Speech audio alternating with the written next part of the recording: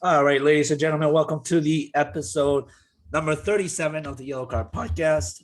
37, like the amount of matches that you have in every single season, maybe 38 of every single league across Europe, sometimes even 32, depending on what league you're following. But we're diehard English Premier League fans, so 37, 38, that does it for us. Um, with you as always, your host Diego Galvis. Our co-hosts Chris Jones and Andrew Fasciano. The Yellow Card Podcast is presented to you guys by Couch Guy Sports. Make sure that you check out couchguysports.com for all your weekly content on sports, entertainment, whatever else you're looking for. Make sure to check out their merchandise store, couchguysportshop.com, and just follow all the podcasts on the network. Um, Fellas, kind of a bittersweet that we got a lot of European stuff just coming to an end. In fact, actually, I think just ended yesterday, with the exception of maybe the Super Cup being played later on. Yeah, but that's not till right before the season starts. So we're yep. So we got some thoughts to share here, and then we gotta get into some of our teams and review them as well, how they did this season and whatnot. Um, Talk real quick. The beginning of the week, we had Europa League final between Manchester United and Villarreal. Congratulations to Villarreal. What a tremendous season they put out on the Europa League. It feels like I'm being kicked in the stomach repeatedly just saying that from a Manchester United standpoint, but it is what it is. Shout out to Unai Emery on a phenomenal redemption tour. If that is somebody who you want to lose to, it's him, because it's Mr. Europa League champion. Fellas, what are your thoughts on that final? Either of you go first. I mean, it was just a great game overall. Yeah. A lot of the strong on the hearts of being played with the entire match from start to finish. And we finally got it. We've been waiting for the penalties. We got the penalties, and boy, they did not disappoint. Every single player hit a penalty but one, and that was the game difference maker, which is, at the end of the day, you look at it and it's just, I can't believe that. Literally, I think it was the first time in my life that I've ever seen 22 penalties taken. I've never seen a penalty shootout go that far before in my life, not even in the World Cup. Um, that was wild. And for me personally, I'm like highly disappointed that Ole Gunnar Solskjaer made such poor decisions towards the end of the game, like taking um, taking Pogba out to put in Fred, um, bringing some substitutions that just didn't make sense, and to top it all off, starting David De Gea over Dean Henderson. Uh, uh, I get it. He did it for like a boost of confidence thing and to let De Gea know that they trusted him, but kind of like the worst timing ever too, considering that De Gea's form has just dropped significantly. And if you're looking to build their morale around and kind of give them that trust, you don't put them up on a stage so significant to go out there and embarrass themselves out there. I mean, about 4 to 5 penalties that he should have easily saved, that the saves were not made. And to top it all off, he misses the one penalty that cost him the cup and everything. After trying so hard to at least get a trophy this year, it comes down to your shaky goalie this whole entire season. So, but Andrew, what about you? What are some of your thoughts? Yeah, I mean, from a neutral perspective, I think I'd say it was a game worthy of a final, worthy of the occasion, with Villarreal scoring first and then United tying it up and eventually it going to penalties. Like you guys said, certainly in terms of finals, I've never seen a penalty shootout as long as that one in such a high stakes game. So that was pretty exciting, just to see that unfold. And I think I'm pretty happy for Unai Emery, like you said, Diego. If there's as a Man United fan, if there was someone that you wanted to lose to, it would be someone like him, because it seems like he just sort of wins the Europa League for fun at this point, between what he did at Sevilla and now Villarreal as well. I'm also happy that he's kind of turned things around after a tough stretch at Arsenal, because I thought that he kind of got some unnecessary flack from the media and things like that when he was there. So I'm happy that he back to his winning ways. I think it's a tough pill to swallow for Man United. Like you said, Diego, they were looking for a trophy to kind of cap off the season, but at the same time, I think, as we've seen in other finals in the past week or so, the whole body of work sometimes doesn't really matter once you get to that last match. So I think it's disappointing loss for Man United, but at the same time, I think there's a lot to look back on from this season to be proud of, even with the loss in the final. Yeah. No, I mean, definitely some huge accomplishments, some huge strides done by Manchester United. I mean, I'm sure we'll get into this towards the end of things, but even the beginning of their season was terribly rocky. It was a team that lacked of identity, and just overall, it has been a very deep roller coaster ride to take with this team this year. But man, just not having the glory of lifting that trophy this year, it's painful for sure. But all right, so that does it for the Europa League. Congratulations to Villarreal. Great win. Congratulations on your first trophy ever in the club's history. That is fantastic. Congrats on them making the Champions League. That's right. True. That's right. So now that we're talking about Champions League 2, perfect segue to transition into it, because we saw the Champions League final yesterday.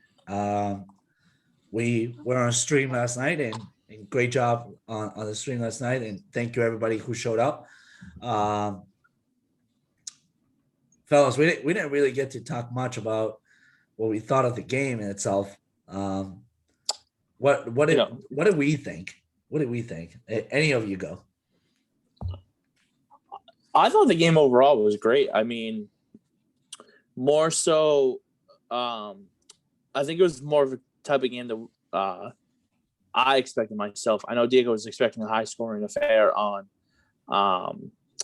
City's end, but at the end of the day, we saw how good Chelsea's been defensively. They've been one of the best defensive teams, not only in the Champions League, but in the English Premier League as well. And we saw that they had City's number as of late. So we were expecting it, and this is exactly what happened. So, I think the big key for me was literally that tiny window for City. When I'm talking about the tiny window, I'm talking about the tiny opportunity that they had, that Ederson had to make the save on the Kai Havertz goal, and the tiny opportunity that Mahrez had to tie the game, to send it into extra time in the 96th minute. Those two things go right, we're having a completely different discussion right now. But I thought both teams played hard. Obviously, hoping nothing but the best for Kevin De Bruyne, who I believe has a fracture in his nose officially. Yeah. Yep. And hopefully Thiago Silva's healthy, because we do have the Euros coming up soon, and it would be a big loss to Belgium if De Bruyne can't participate in that. So, we'll have to wait and see what happens with that. But I thought the game overall as a whole, I just think it's going to be one of those situations where Pep is going to shoot himself in the foot at how close he was to hoisting that trophy with that club. But also, real quick, the Manchester City player that ripped the medal off right after he got it. Just a little bit of respect lost for Zinchenko there. Yeah, absolutely. Andrew, what about you?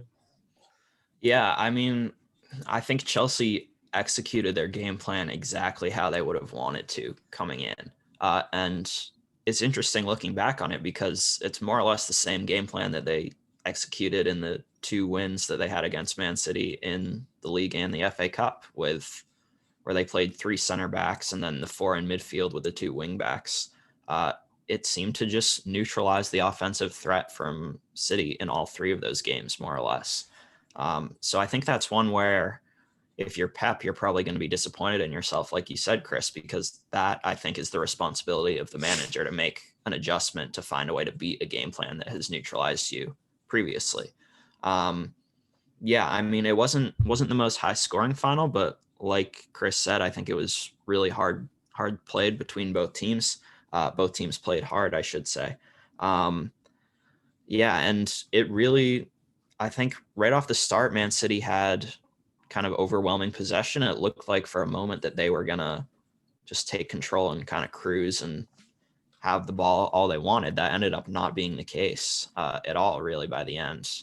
I think Chelsea had the better legs on the night, which I don't know if that's because Man City probably played a few more games this season or what that was, but they looked a little bit fresher and more energetic to me, I think.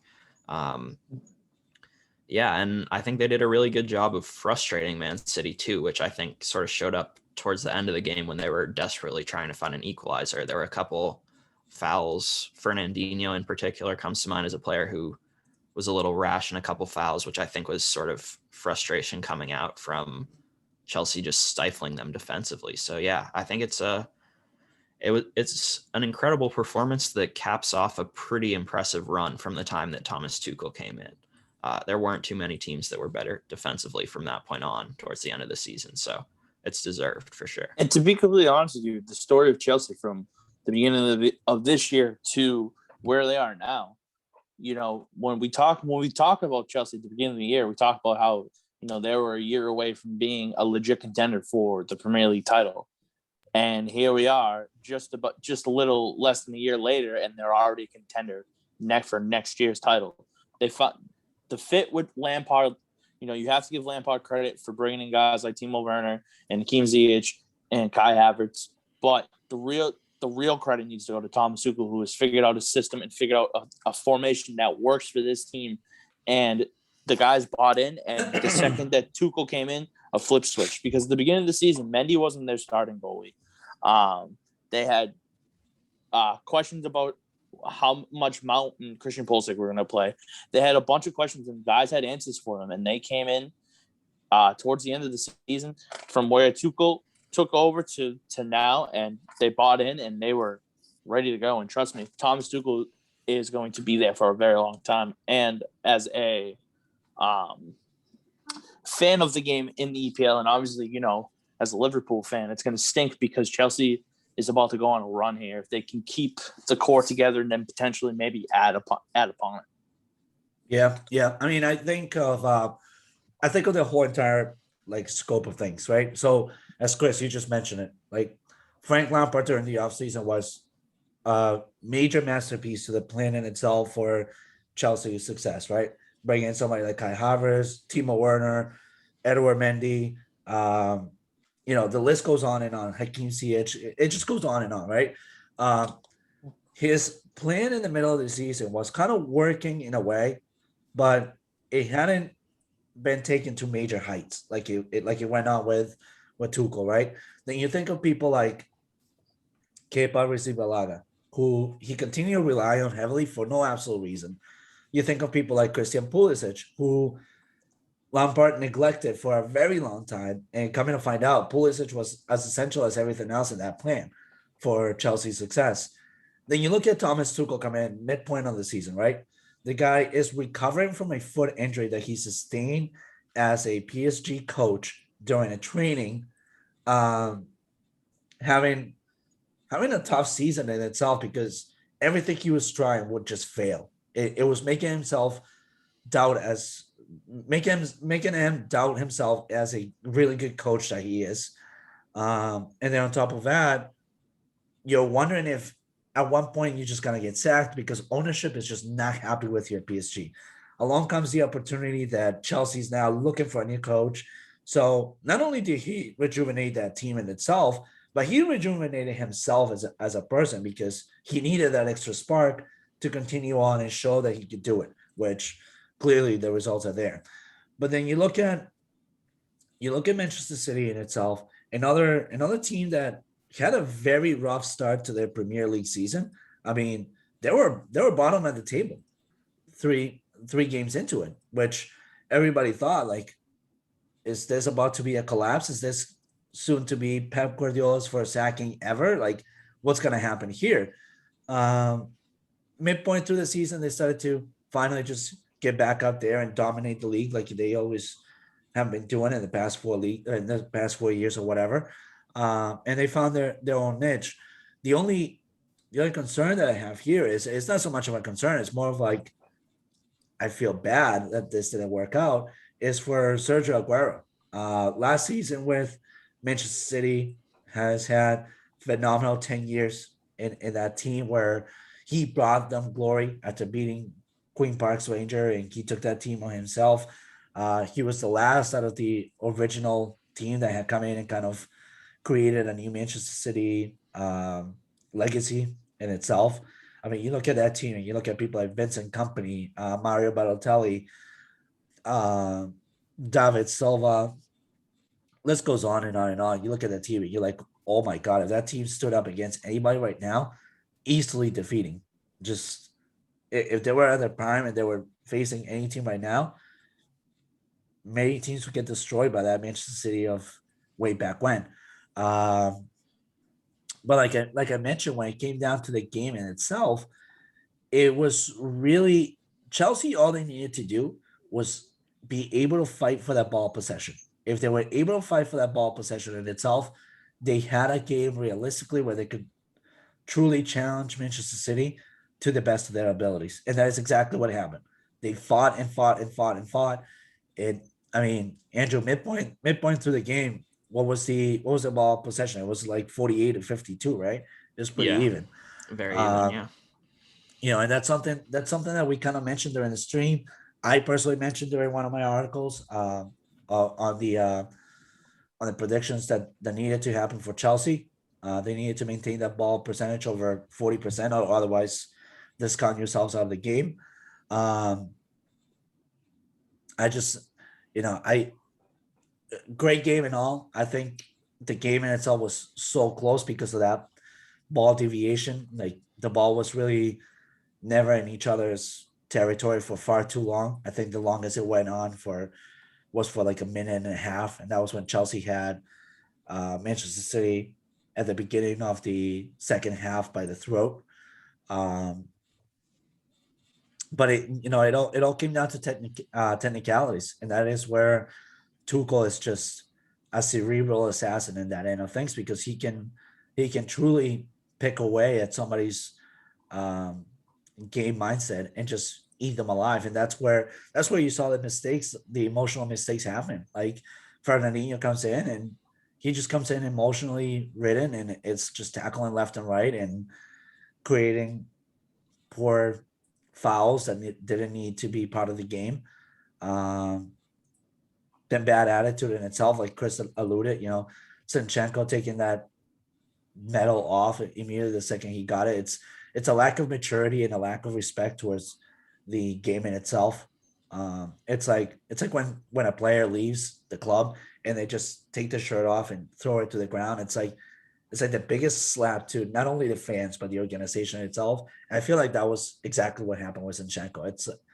It's a stupid mistake, but I get it, because right in that second you're so ridden with so many emotions that you just wonder, what do you even do as a person to kind of keep yourself in balance. So congratulations to Chelsea, though. Phenomenal team, a lot of youth. I do have a question, though. Frank Lampard was instrumental, as we all have said, to creating this phenomenal Chelsea team. He was there midpoint through the season. Does that qualify for him to be able to get a Champions League medal himself? No. I personally believe yes, because even through the struggles, of the whole entire Premier League in itself, and even the FA Cup, he was able to maintain them with clean sheets throughout the Champions League, though. So, it's kind of an uneven balance that at any point it's like, yeah, you kind of do, but you kind of don't. I get it. He couldn't execute to the best of his abilities, but this is what's going to happen for the next 5 years. You have a lot of new coaches that are experienced in the arena in itself. I mean, Andrea Pirlo, for example, from Juventus, Ole Gunnar Solskjaer, who's also putting his feet in the water right now. I get it, third season, but the immaturity of being in a final kind of got to him, and that's why the Europa League was lost. Um, I think for Lampard it was that. I think it was the stage was too high for him to climb. Um, it's one of those moments where the moment is much bigger than your mentality, and I think that's what hurt him. If he had a shred of the experience that Thomas Tuchel has right now, I honestly think that Frank Lampard would have lifted that trophy with that team. So, in my opinion, I think yes, he deserves a medal. I don't know. I know Jones. You said no. What about you, Andrew? Yeah, I don't know what the rules are. It's like you see in some sports here in the U.S. where players get traded at the trade deadline and they still get a ring. So I don't know if there's a similar rule to that, but I think you could definitely make the argument that he contributed to this victory, without a doubt. Like you were talking about earlier with the players that he brought in, but also I think people forget just how good the start to the season that he got off to was, because they were unbeaten for a few months, I think, right at the start of the year. Yeah. So he was doing something right for a while. It's unfortunate that I think he sort of, like you said, the lack of experience cost him a little bit, but I think you could definitely make the argument that he contributed to this win in the Champions League. And I think if I had to make a choice right now down the line, I would say that we will see Frank Lampard manage Chelsea again at some point in his managerial career. I think it could be beneficial for him to go somewhere else, get some experience, become more comfortable with managing what your best 11 is and your players. But I think at some point down the line, he'll be back in that position. It would be another story like Massimiliano Allegri returning to Juventus. Just kind of needed that extra experience. Now return home sweet home and do your own thing. Which, by the way, if you didn't hear it, yeah, Massimiliano Allegri is back to Juventus. Another thing that people probably missed as well as part of the news, because there was so much going on with soccer this week, was UEFA doing away from the away goal rule. Jones, I know this is your subject, so I'm gonna give you this 30 seconds to go ahead and air it out. Yes. It's about fucking time. It really is. I told you it needed to happen to a big team, and that's exactly in a big situation, and it did this year. So that's why I think they've officially have just abolished that rule, because to an extent it's great. Don't get me wrong, but at the same time, if we're looking at the bigger picture here, and it's a 3-3 draw, you don't want the chaos of adding the extra time rather than having it go to, oh, they scored 2 goals at so and so last week, so they should automatically go in. So I'm glad that we don't have conversation ever again, and I think that now we can finally start seeing the best teams in the Champions League and other European competitions move forward, as they don't have to avoid that rule at all. All right. So now I'm trying to think, who do they happen to in the Champions League? Was it PSG? Was it Bayern Munich? Was it one of them? Hold on. I think it was Bayern Munich, if I'm not mistaken. Yep, Bayern Munich in the quarterfinals. Because PSG scored 3 goals at Bayern Munich, and Bayern Munich literally played a fantastic game, literally held none, and scored 1. PSG moved on because Bayern couldn't score 2 goals. Like, that's absurd. All right, so moving on to season reviews. Let's start with Liverpool, because I think, in my opinion, I think there was a big stage set up for Liverpool. I get it, a lot of injuries that were faced, but I think there was ways to work it out. But I'll let the Liverpool expert get into that. So hit us with it. Listen, at points in times this season, we hit the lowest lows that we've had in a while. There were times where I was coming on this podcast and saying that there's no way that this team is a Champions League team. They will not get it done. And here we are, the end of the season, 38 games played, 29-9 record, 69 points, finished third in the table. If you told me that when they went on their little losing streak where they kept losing at home, which was their worst losing streak at home ever, I would have told you were crazy, hands down to your face. But things happened. They got a lot of help. West Ham started to fall off. Leicester City, who's been calling that for months, fell off. And just Liverpool just kept winning. Liverpool's schedule was favorable down the stretch, but at the same time, they were doing what they needed to do. And also, they beat Manchester United at United in the middle of May, which was a key victory that they needed. They rattled off they won five straight. So, for me, they started playing well. I feel like right after they beat Leipzig in the Champions League to move into the quarterfinal is when they really hit their stride this year. Obviously, we were plagued by injuries. Van Dijk out, then you lose Joe Gomez. You just go through the rotary of center backs that you had on this team. And now, looking forward to next year with a healthy Van Dijk back, a healthy Joe Gomez back. Now you're bringing in Konate from Leipzig as well. It's already more depth into the center back pieces as well. So if we're going grade wise, I'm giving it a B because we had title aspirations. We had thoughts on repeating again this year. But with the amount of injuries and everything that happened, for this team to finish in third place is remarkable. All right. Andrew, anything you need to add to Liverpool's season grading? No, I don't think so. I think that's pretty fair. I mean, I think Chris is spot on that for Liverpool to qualify for the Champions League, given where they were sort of in the midway point when they were down around 8th, I think, and dealing with lots of injuries. I think it was a pretty impressive finish to the season. So I think that's a fair assessment. Yeah, no, I would say it's pretty fair too. I think the only thing for me is the lack of depth that there was in the center back position. As soon as Virgil van Dijk went out, it was like Liverpool was always struggling to find their identity in the back game. Even when they got the offseason signing of somebody like Kabak and the rest of the people that they got, they were still struggling to find their identity. I think with somebody as renowned as refined as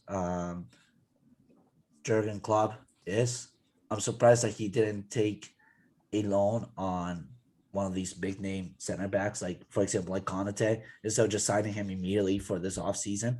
He could have hit the loan button on Konate midpoint to the season because he was available for loan. So he could have experimented with that. But it's a human mind game right here. I do think that the addition of Kabak and all these people are going to be beneficial for Liverpool moving forward. And I hate to break it to you. I don't think Kabak stays. Yeah. I don't think he'll stay either. I really don't. But if he were to stay, I think it's actually a beneficial opportunity because now the chances for Van Dijk to pick up another injury are much higher than ever before, just because he's recovered from an ACL injury. So he's much more of a vulnerable target than ever before. He could come back strong like Hercules and still crumble like a cookie midpoint of the season. The only other thing that I would say is I will applaud Jurgen Klopp for the way that he repurposed players like Curtis Jones, Georgino Wijnaldum, Shaqiri as well, even though he was underutilized this season, in my opinion. Anytime that he was utilized, he was purposeful and he served his role correctly. I think that my only concern now for Liverpool is making sure that they can keep Mo Salah for years to come, because if they don't, that's another big hurdle to overcome for a team like Liverpool. That's all I can say. I agree with that take. I think more so is going in next year. We're gonna have Van Dijk, who's gonna be 30. We're gonna have Joe Gomez, 25, I believe, and then Konate is gonna be 22, 23. So like we have some solidness there. But I do agree. It is gonna be curious to see what the owners do with this team. They have been linked to Felipe Coutinho as of late. I wouldn't hate it, but obviously, where's he going to play is the big issue there. And if we're keeping Salah, I'd rather have Salah over Coutinho personally. Well, I mean, if you're going to get Coutinho, you kind of repurpose him to take over the position that Wijnaldum is leaving wide open. That's how that Coutinho could fit in perfectly in. So yeah, you're right. I'm gonna just do with what every team does, and I'm gonna hold out hope that they make a big splash this year, whether it's to bolster that midfield or to get another striker. What I would say, wink. What I would say, a potential striker for Liverpool to come. I know this is gonna hit you out of surprise, but I see it happening. Eden Dzeko from Roma coming to Liverpool. I don't hate it. Eden Dzeko has wanted to play Champions League football, and this is a great opportunity to prove himself there. I don't hate it. But there's also another team I think that's interested in Dzeko as well as like Marcelo. I think. I think it's what the fuck is it? Is it? Hold on. Clicking. Fenerbahce. That's the one. Oh, he doesn't need to go to the Turkish league. I mean, Dzeko's still plenty young, and Dzeko's 35 years old, dude. Is he really? He's 35. He looks amazing for 35. I'll tell you that.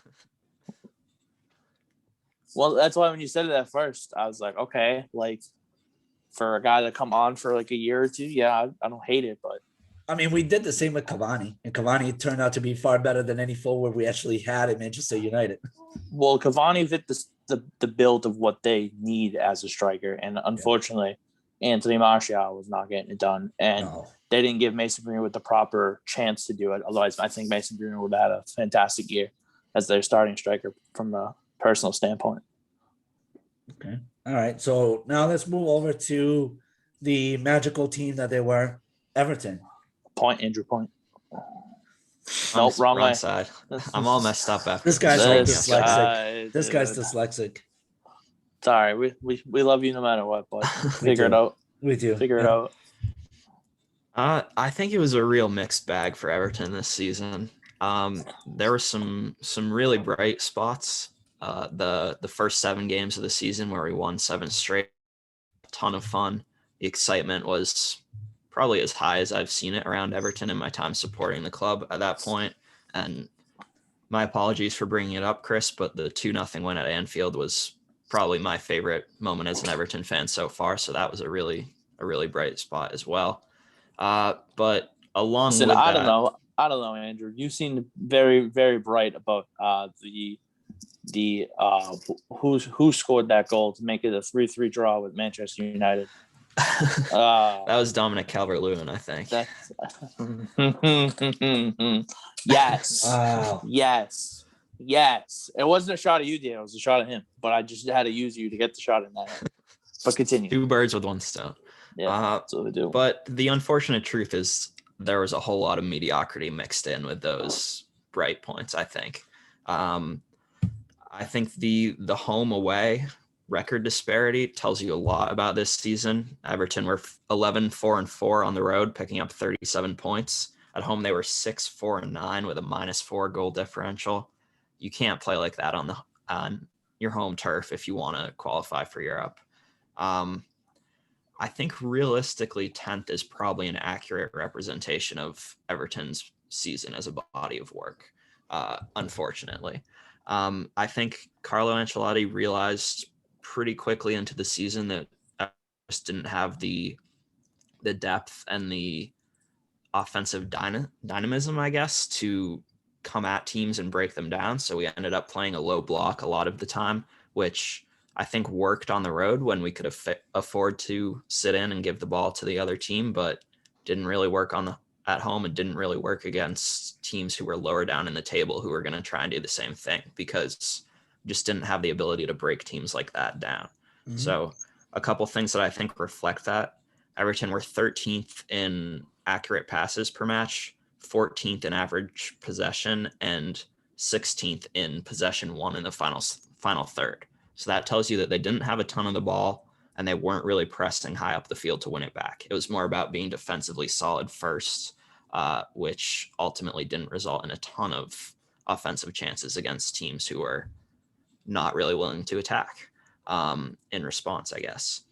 Yep. And the other thing is, I think just some of the losses that you look at home for Everton this season, the main one that stands out to me is losing to Sheffield United towards the end of the year when that was a huge 3 points.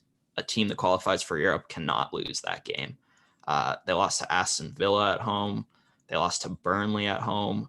They lost to Fulham 2-0 at home. That's a brutal loss for a team that's trying to qualify for Europe. They lost to Newcastle 2-0 at home.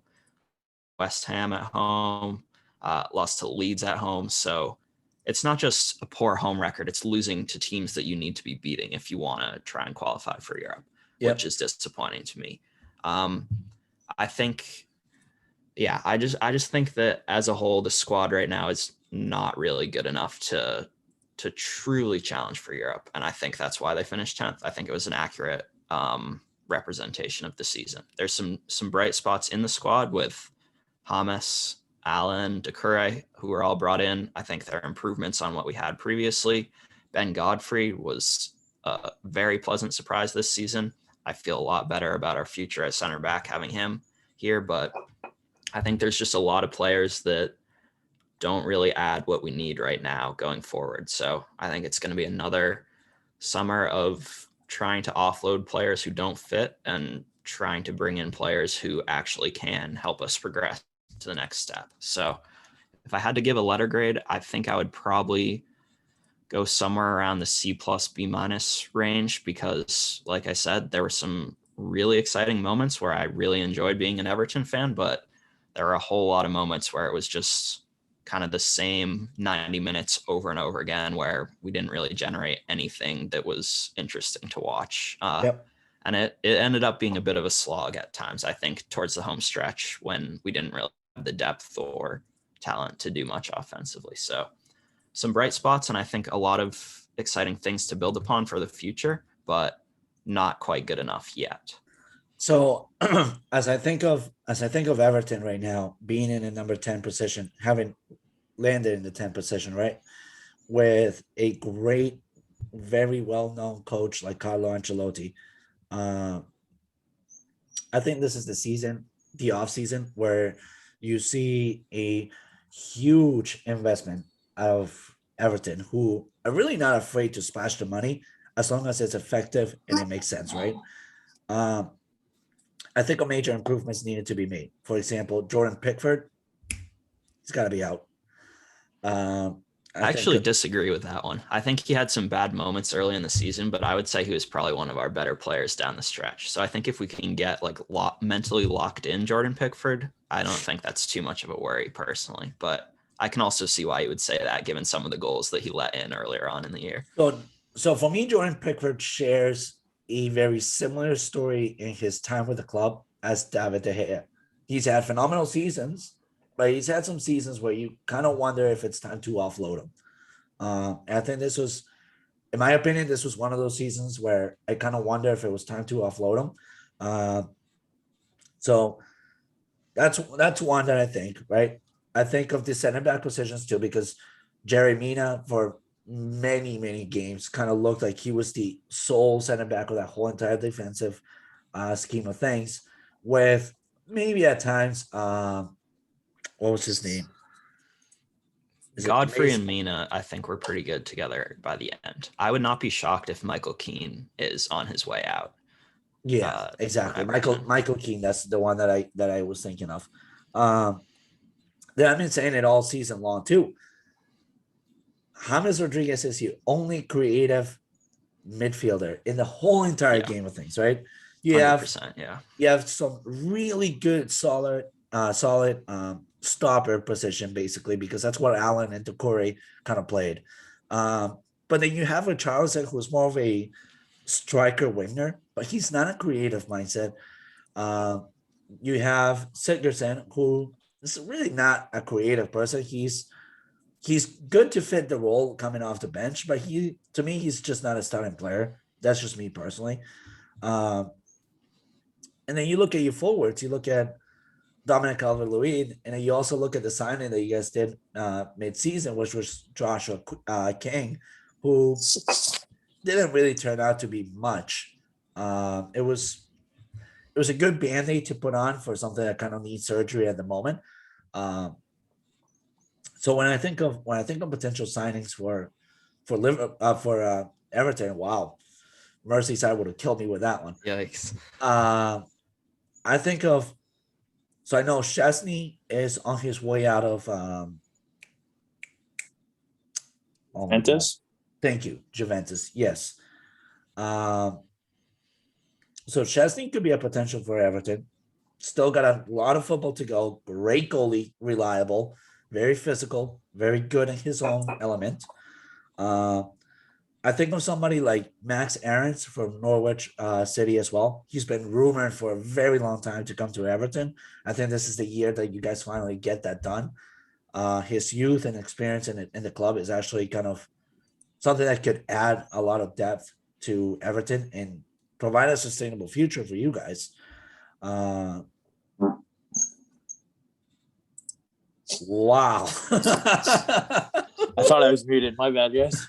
Wow. Hey, Sorry if we just blew somebody's ears, but that was Jones's gas machine. Uh, Interestingly enough, another player that's been rumored a lot to come back from to the Merseyside, but not Liverpool exactly. It's also Philippe Coutinho, who's been rumored to go to Everton. If you have Coutinho and James Rodriguez as your creative pieces in the midfield, that solves about 70% of your problems.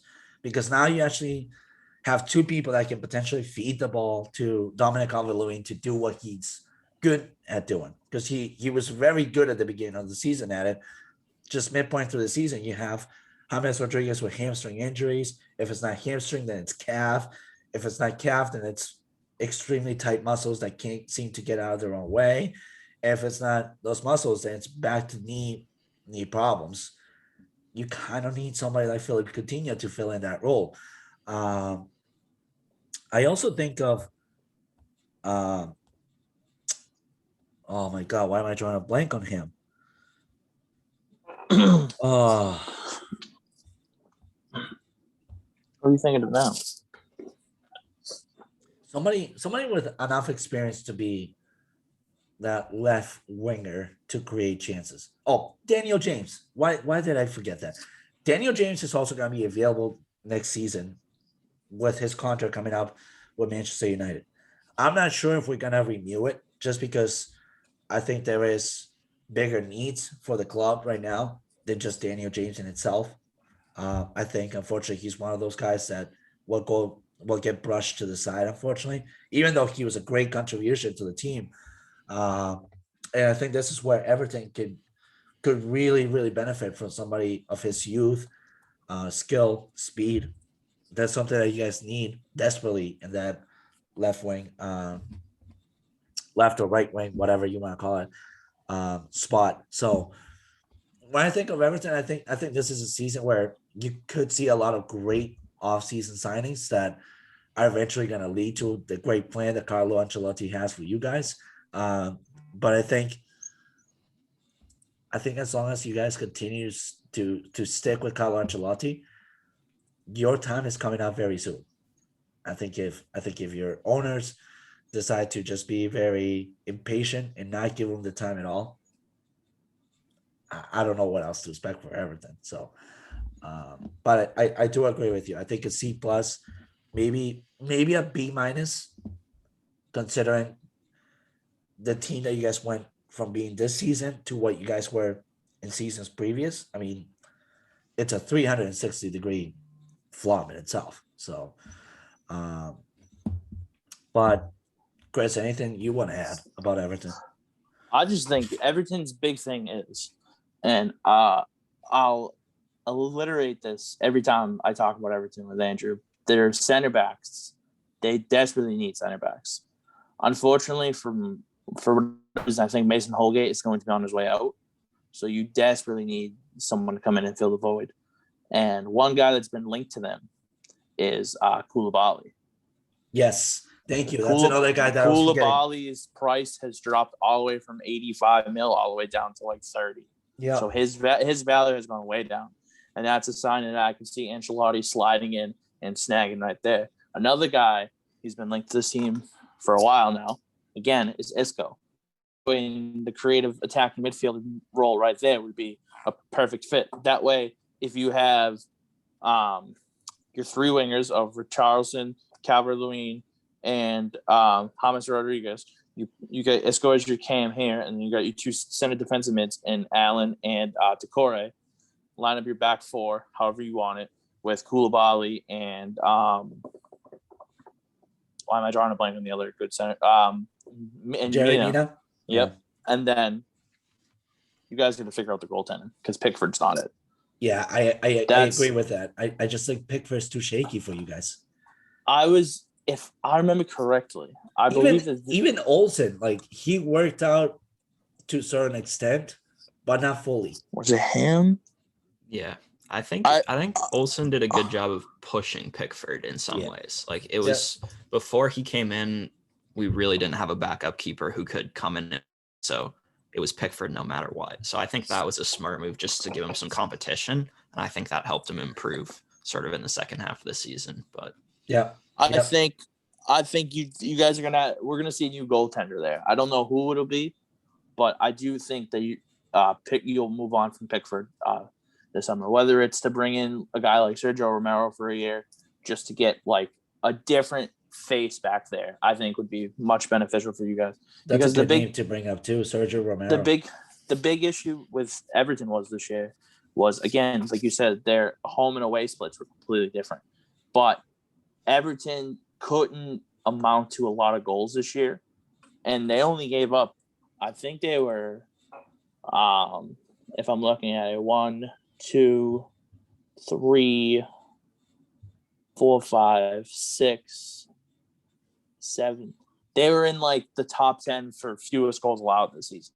So, and I believe they were in the bottom 10 in fewest goals scored this season. So that's where your difference is right there. Exactly. You add another attacking piece right there. You solidify your defense. You get a better goaltender. I think you guys are a lot better next year. And I think that Ancelotti is going to make the moves this offseason because this can be a special group. They just need a couple more pieces to this. So my grade for this would be a B minus, only because we saw them at one point. Were in the top 4 and they were looking dominant, and then injuries hit, and I don't think you guys recovered since the injuries happened. So from that standpoint, I'm giving it a B minus. Yep. So that leaves us now with Manchester United, who I think overall they're maybe about 3 to 4 signings away from being the mega team that they can be with what they have right now. It could have been 5, but they took care of one of them, which was re-signing Edinson Cavani for 1 more year. I think that was instrumental for the offensive piece of things for Manchester United to come, because I think people like Fred, people like Martial, Jesse Lingard, and potentially Daniel James are gonna be out of the club this year for good. I think Jesse Lingard is gonna be sold completely to West Ham, which it's a great fit for Jesse. Anthony Martial is just no longer the person that we really need, and at United, I think he can use a change of scenery. or maybe a change of pace in his career, because just Manchester United is not working out for him. Fred, it's another one that same exact scenario. He was reliable throughout the season, but I think there are potentials of signing somebody with a bigger caliber than what he brings to the club. Um, and as I said, Daniel James, I mean, great guy and all, but you're behind the pecking order to Mason Greenwood, who potentially will become also the offensive piece of the future for you know for Manchester United. So when I think of Manchester United in itself, I think for the season in itself, I give them an A minus. They managed to finish second in the English Premier League, which was far better than they've done the past 4 seasons. A lot of turmoil in that organization. I mean, we just saw that Edward is out, and the Glaciers are also potentially out as well. There are suitable buyers starting to place bids for Manchester United as we speak. Um, then you look at how they turned the season around as the October window came across, right? You had Cavani, Amad Diallo, Facundo Pellistri. You just added a bunch of signings to the team that were really needed and desperately. So I think for Manchester United, it would be essential to, number one, find out what to do in the goalie position and other things, because you have two starting goalies that are fighting for that role in itself. And I think right now more than ever, it is far more deserving to Dean Henderson than what it's been to David De Gea. I think De Gea's time to the club has come, and it's time for him to change scenery. He's been rumored to go to Real Madrid by all means. Um, then I think of the center back positions too, because if I'm not mistaken, Victor Lindelof's contract is also coming up very soon. If it's not by the end of this off season, I think it's midpoint through next season. If I'm not mistaken, I could be completely wrong. Um, but one of the guys that I think of that could work out for Manchester United is actually Just real quick on the Lindelof. Lindelof signed an extension, so he's there till 2025. also he did sign the extension. Okay, Yeah. but I still 5 to 31 too. but I still think that they do need another center back there, especially now that Eric Bailly is also just coming back, but he's just so injury prone all the time. So I think somebody like Pau Torres to come to Manchester United would be essential. He's a phenomenal center back. He could add a lot of depth to Manchester United. Also an offensive threat. So he could be lethal for Manchester United if they get him. Declan Rice has also been heavily rumored to come to Manchester United. I would love to see that, but I'm not sure if it's worth splashing all the money that West Ham wants for it. Just simply because we've seen this happen a lot many times before, where we splash the money for signings that just simply don't work out. An example, Memphis Depay, we splashed a crap ton of money just to sell him for third sheet back to our French league team.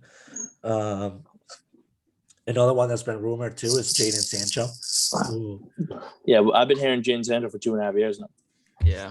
So we've been hearing that, right? But as we've been hearing that too, his value has depreciated rather fast. And if Erling Haaland is going to be out of Borussia Dortmund this season, which I believe he will be, for Borussia Dortmund, it's more of a financial move at this point than anything else, because you don't have the funds to continue feeding big contracts right now. You need to sell off your pieces. So I think at this point, it's beneficial for Borussia Dortmund to sell Jaden Sancho, but it's also beneficial for Manchester United to get the deal done and stop dicking around as they've been dicking around for the past 2 years and a half. When I think of Jaden Sancho, where he would fit, he fits perfectly where Mason Greenwood is playing right now. That's his position. Somebody that can feed the ball to Edison Cavani as he feeds the ball to Erling Haaland. I mean, that's a potential massive threat coming to the English Premier League.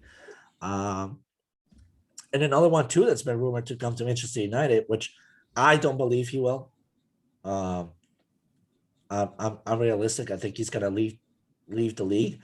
But I think it's Harry Kane as well. Like Harry Kane has been rumored heavily to Manchester United.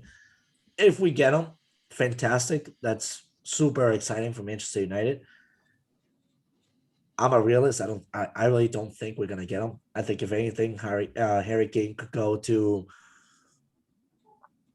potentially Manchester City, as we've been mentioning, like Gabriel Jesus, Harry Kane flop. But I think he could also potentially go somewhere like in the German league. Like he could be the suitable replacement for Erling Haaland in Borussia Dortmund. That's where I could see him going. But other than that, for Manchester United, they just really need to focus in a good off-season training, rebuilding that chemistry, repurposing themselves, and coming in all or nothing and with a chip on their shoulders for the next season. Because actually, if they really wanted to win this year's season, they could have. They just crumbled in the 3 games that they should have never given away. Losing to Liverpool at home, should have never given that away. You played a piss poor, terrible game where Liverpool just ate you alive, as they should have. You lost to Sheffield United at home, which was also stupid. And then you tied to Crystal Palace at home too, which was also stupid. And speaking of Crystal Palace, another potential signing that I could see actually happening to Manchester United is the return of Wilfried Zaha to Manchester United. That would be a storyline that would make me personally very happy, because I think Zaha deserves to be a Champions League player. He's just in the wrong hands right now, and a lot of raw talent to be wasted down the drain like that. So that's where I see Manchester United A-. Who knows what next season will bring, though? But I think there's a lot of changes coming to this organization that are good and that are sustainable for the future of that organization. I don't know if you guys want to add anything to it. I was just going to ask Andrew, how much longer do you think we're going to hear all these players that are rumored to be tied with Manchester United this year? Because I'm not even talking about like Diego. I'm just talking about just reports in general. Oh yeah, no. Every player is rumored to come to Manchester United. What the fuck, dude? I think Cristiano Ronaldo is rumored to come back to fucking Manchester United. Like what? I think the 3 main signings that you guys should do: Rafael Varane, 100%. I'll keep saying it until like speak it into existence. Getting him, because here's the difference: Maguire, not having Maguire in, as much as we give him shit, not having Maguire in the Villarreal game is slowly looking like it started to cost him. So you have a reasonable partner for Maguire and Varane. You don't get Lindelof's a fill-in guy. Lindelof's not a starting caliber center back. So you fill that in. Then if you're getting rid of Daniel James, right, and you're also getting rid of Martial, move Rashford up to striker. You need a winger. Who's a nice young talented winger that you could get? Kingsley Coman from Bayern Munich. Another name that's been linked. He's young, he's talented, and he had the injury past. It's behind him now. He scored the game-winning goal for Bayern Munich in the 2020 Champions League final game. So that's another name that I could see United going for. But like I said, I see them going for like depth pieces. And obviously I think the big thing is the goaltending. Wherever team takes David De Gea off your hands, you should personally write them a handwritten letter and say thank you for your service. But again, do you guys get Jan Oblak? Do you guys get John Luigi Donnarumma? Like who do you like? What is the potential goaltender situation look like for Manchester United this year if David De Gea is on? Does Dean Henderson get a whirl at it? Like I think Dean Henderson gets the nod to be the next Manchester United goalkeeper, but they're gonna sign a decent supplemental filling because Lee Grant, might as well just toss me in net if you want. I think potentially they could get. I don't know. They could get actually Casillas as a filling goalie. It could. That's a decent I don't backup know. goalie. It's just they desperately need a goalie because David De Gea is not it for them. I mean, don't get me wrong, give him credit. After last year, we thought that they would have been a lot better off. Obviously, for them to finish second in the table, I think was a big step for them. Not only them, but for Ole. But I do think they missed big time on not getting a trophy this year in the Europa League. Mm-hmm. So I think that's going to hurt them a little bit next year, in my opinion. But I'm curious to see what this team looks like, especially as a Liverpool fan. The matchups are always good. But for their season, I gave it a B+ only because of the fact that they didn't bring home a trophy this year. Mm-hmm. I think that's fair. Yep. Yeah, I think I agree with the A-. I think second place, not just finishing second, but like being clear in second ahead of third place and fourth place. I think that was a pretty impressive result for this team. From my personal point of view, I think the Sancho storyline is the one that's going to be the one to watch this summer. I think, like Chris pointed out, it's been rumored for a couple years now. My sense is that Dortmund are more willing to sell this summer than they were in the past. So I think if it's going to happen, I feel like this summer is going to be the time for that to take place. And yeah, if those moves go in the other way that you want, like Martial leaving, Daniel James leaving, there's space there. So I think it would make a lot of sense. And I think it would give United a pretty scary front three. You could have the potential at some point down the line to go with Rashford, Sancho, and Greenwood, which 3 young English players would be. And then you still have Bruno big selling Fernandes. Point. You still have Bruno Fernandes as your cam. That's another thing. As an opposition, I would hope to God that does not lose ties with Bruno Fernandes anytime soon. Because if they do, it's going to be one of those big regrets that they're going to have. Yeah, they need to keep him at all costs. If we lose Bruno Fernandes, it will be the same exact thing as when we lost Cristiano Ronaldo. That's exactly what will happen to Manchester United. It's the same exact storyline. I know it's not. I know they're not identical players by any means. I know what you mean by the impact that. If you look at the impact that Bruno Fernandes has on this team, you would know how much he means to that team. That's another thing too. If he doesn't play, they don't finish second in the table. No. If he didn't play, we didn't finish second at the table. If Dean Henderson didn't take over the netting responsibilities midpoint through the season, would have been 5th, if anything. So there is a lot in there, and I think actually starting next year, if there's anybody that really deserves the captain ban, is Bruno Fernandes.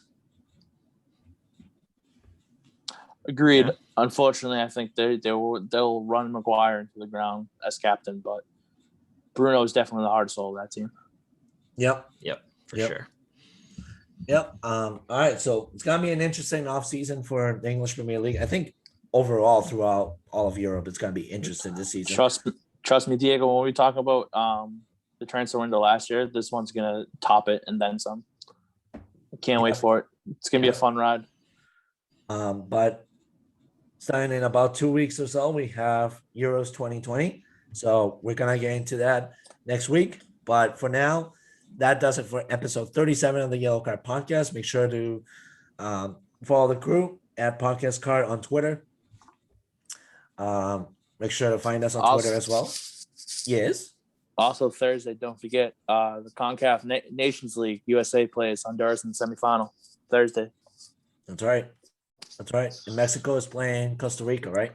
Same night, just later on. That's a far more interesting game than Honduras USA, to be honest with you. And also too, we have a fun. Even after the transfer window, we still have all the World Cup qualifiers as well.